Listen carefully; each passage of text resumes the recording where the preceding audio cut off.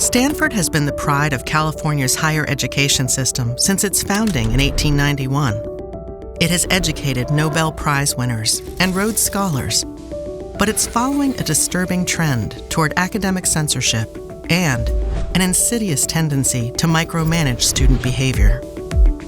A chill has fallen over the Palo Alto campus when it comes to freedom of expression. Faculty, alumni, and students have all expressed alarm about bureaucrats taking over the university and trying to enforce ideological conformity. And little wonder.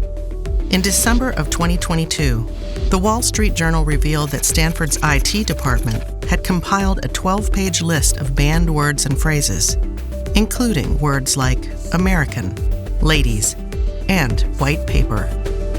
They were even contemplating offering financial rewards for reporting the use of prohibited words. At a recent Faculty Senate meeting, one professor called it a catastrophe for Stanford and said that it has shaken the faith of faculty and students in the university's commitment to academic freedom and free speech. Stanford also now maintains a reporting system called the Protected Identity Harm Reporting Form that allows anyone to submit an anonymous complaint. It's now clear that saying a harmful word or reading the wrong book can trigger a lengthy, damaging investigation.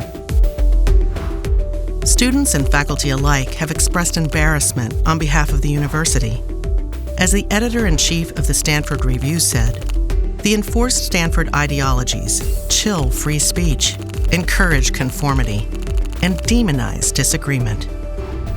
Several distinguished Stanford academics were attacked and marginalized by their own institution for calling for open debate about national COVID lockdown policies. One said that Stanford cannot survive if the administration fails to create an environment where good faith discussions can occur outside of a framework of ideological rigidity.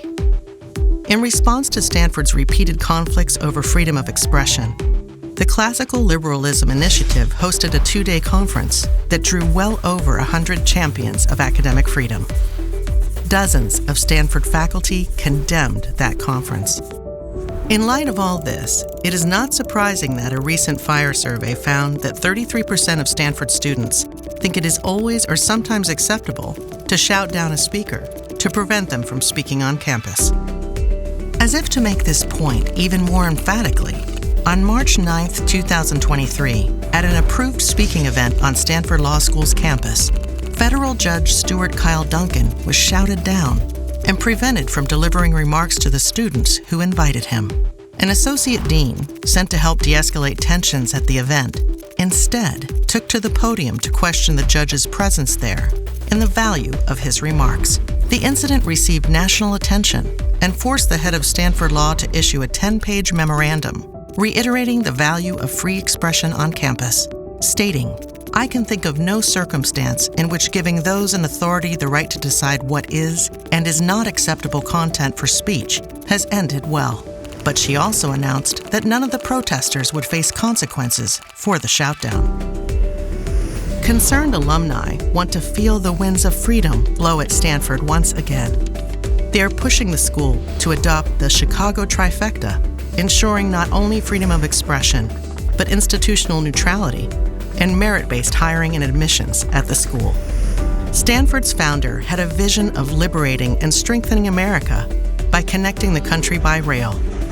That spirit of freedom, boldness, and boundary pushing needs to be rekindled at the highly esteemed American university he founded. You can help Stanford change for the better. Free your campus, free your mind.